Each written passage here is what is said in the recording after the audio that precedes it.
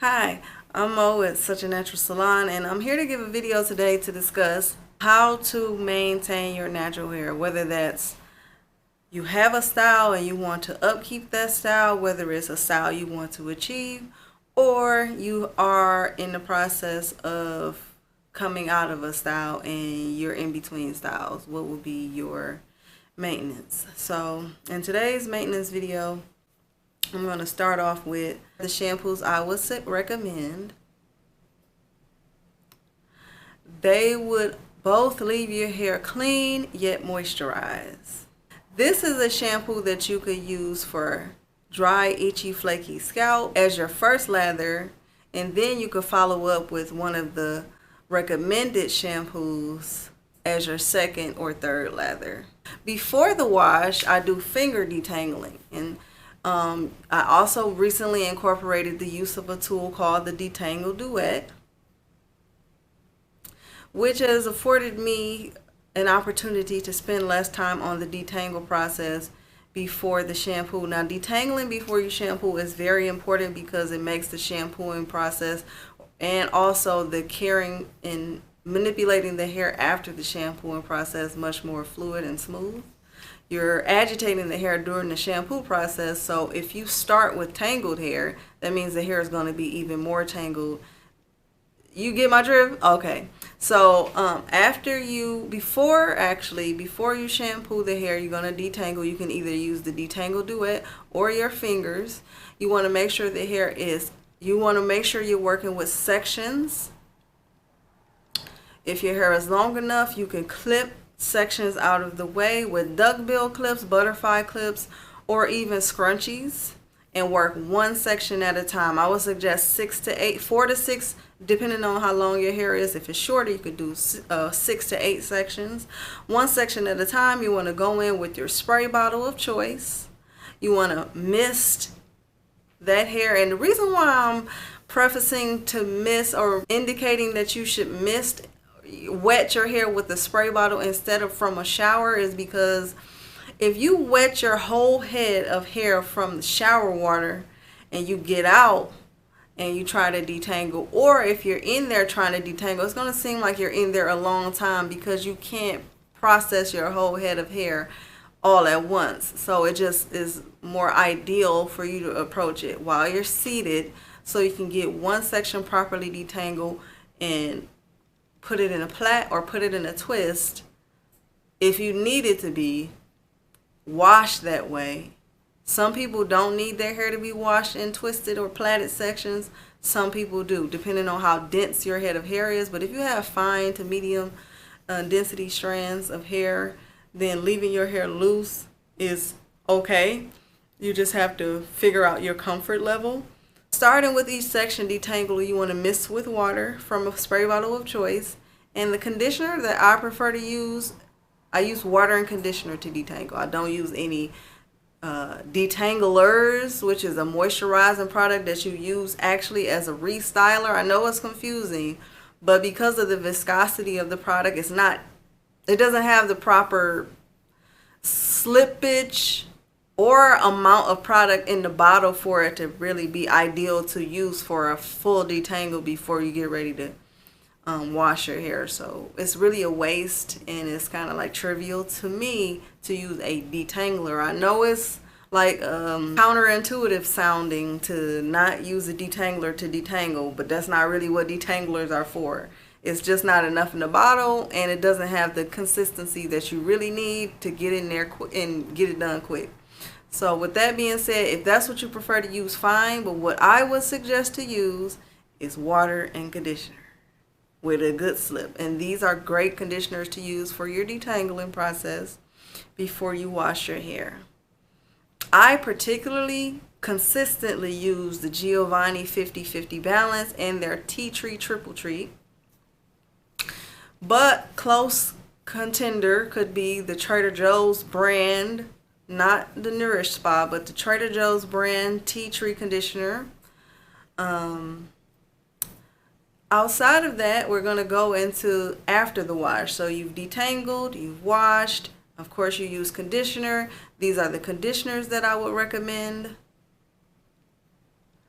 My top two conditioners are Sea Moss Chebe conditioner from Natural Club and the Moroccan Pear conditioner by Camille Rose. These are both great conditioners to use after the wash. You can use both of these. You can leave them on for extended periods if you choose to do like a deep conditioner. You can use a plastic cap, you can use a steam cap, or you can sit under a forced air hooded dryer for 15 to 30 minutes and rinse out. Styling.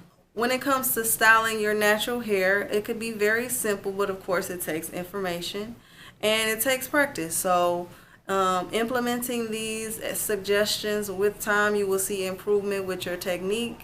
From there, when you get a grasp of technique, you'll be able to differentiate between what products will be ideal when you want to go and try new things, because there are other things out there, always new things that you could try, that people suggest to you, that you see, that you're curious about, X, Y, and Z. You don't have to be married to a specific thing. And in fact, over time, sometimes people's hair gets acclimated to a product and doesn't render the same results, or whatever the case may be. People talk about this often. You can see it all through the forums, and honestly on YouTube as well.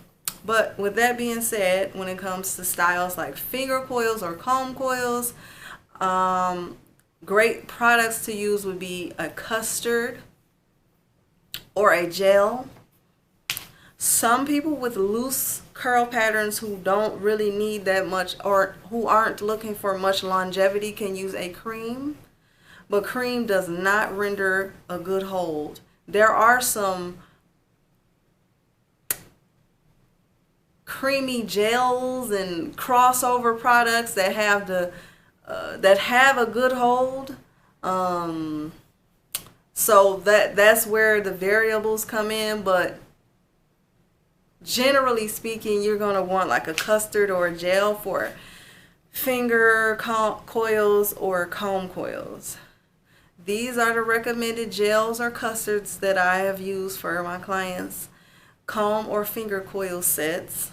Rod sets are going to be done with a mousse or setting lotion, depending on if you have any aversions to certain ingredients, or if you prefer a certain product line. It's a lot of mousses out there. I'm not going to get real technical about mousses, but mousse that I have used for rod sets are these. And when it comes to two-strand twists, which can, we can throw flat twists and two-strand twists in the same boat. I don't always do two-strand twists on blow-dried hair. Sometimes it's more ideal because it gives more blow-drying the hair when the hair is fine, but using specifically cool air to dry the hair gives a more voluminous, a fuller finish look, because it helps to alter the texture. Kind of like when you are blow drying it straight from kinky, you use the blow dryer to flatten it, and then you use the flat irons to silk it. Similar concept, but in reverse. I incorporate the air dryer, the cool drying method, to render a more voluminous end result, so that the two-strand twist can mimic a more dense head of hair, or your version of fuller looking twist, compared to doing it on damp hair. It's not that doing two-strand twists on damp hair is bad or doesn't look good. It's just for some people, if you do your two-strand twist sets on damp hair, then you won't get as full of a finished look as you would like. And this is when the girls are calling them boneless twists, or thin, or falling off the bone, or whatever they're calling it these days. But it doesn't have to look that way, because you have options. These are the products that I use for two-strand twists. Now, I have a variety of preferred creams that I use for two-strand twists, but it's usually going to be a cream. as of late, I have been using this custard for my 2-strand twist. Again, this is just strictly because of the desired end result that I'm looking for.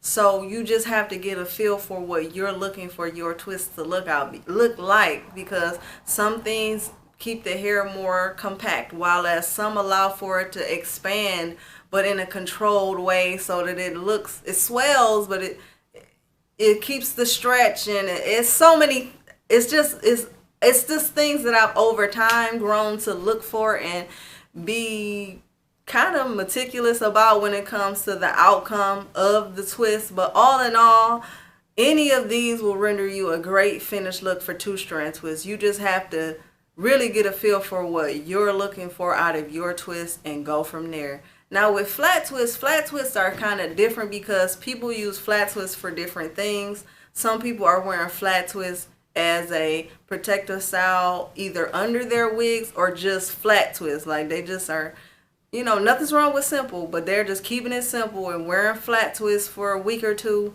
taking them out, rinse and repeat.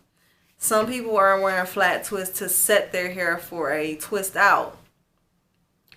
If you're doing these two things, sometimes you may want 2 different products, where most of the time when people are doing twist outs, they use a mousse, they use a gel, they use maybe a combination of 2.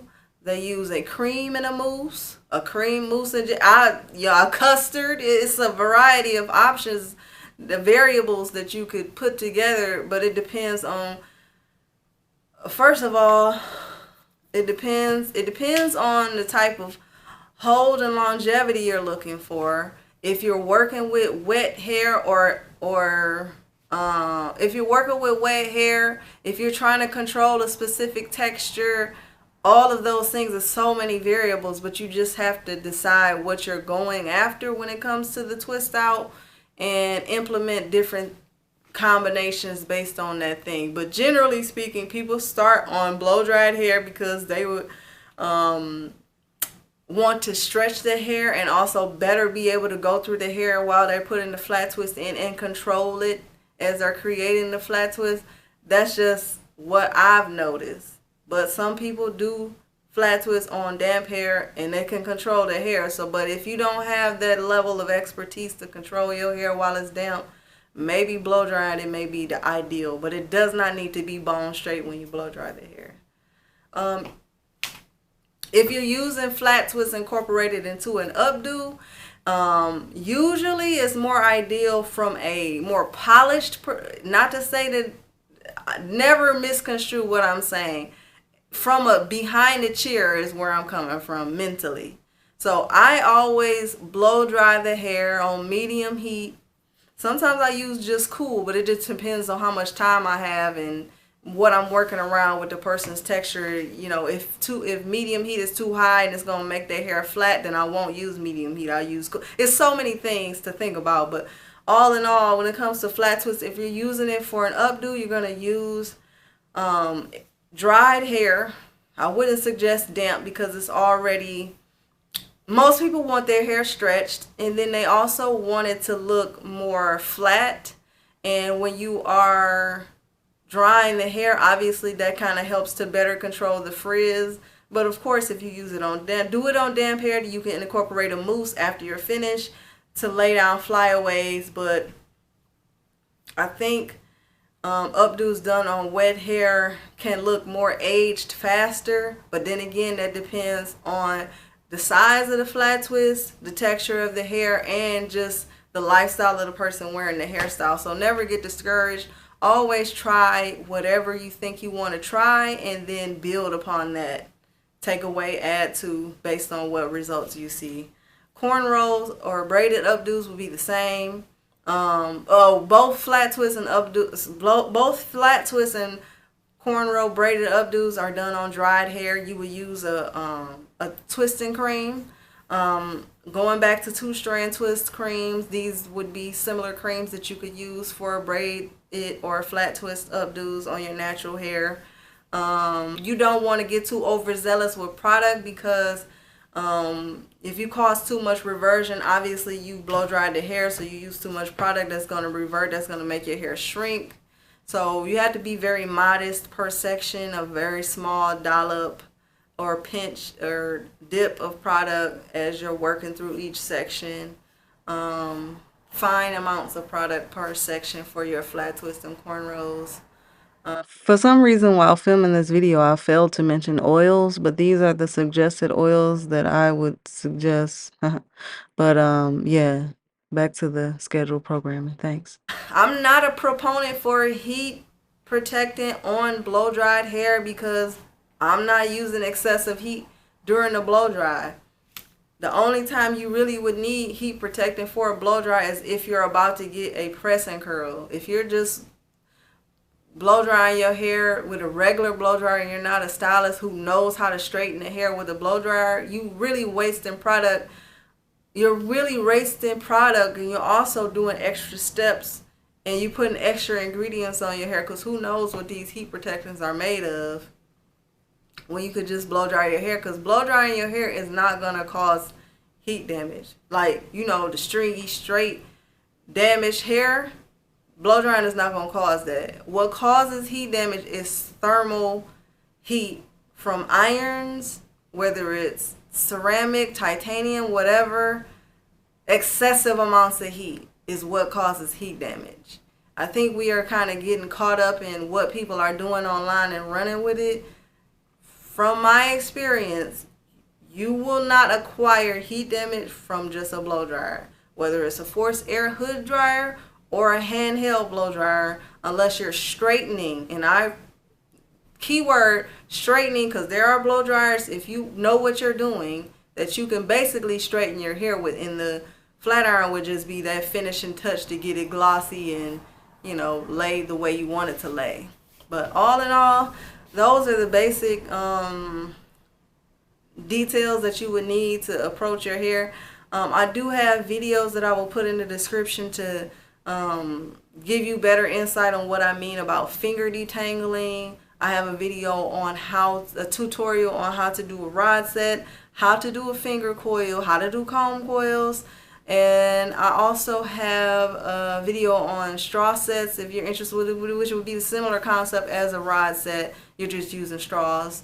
And two-strand twists. I have a tutorial on two-strand twists as well. So I'm going to put all of those videos in the description.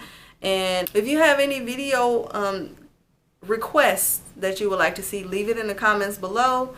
Also, like the video, comment any feedback about the video, and share. Thanks for watching.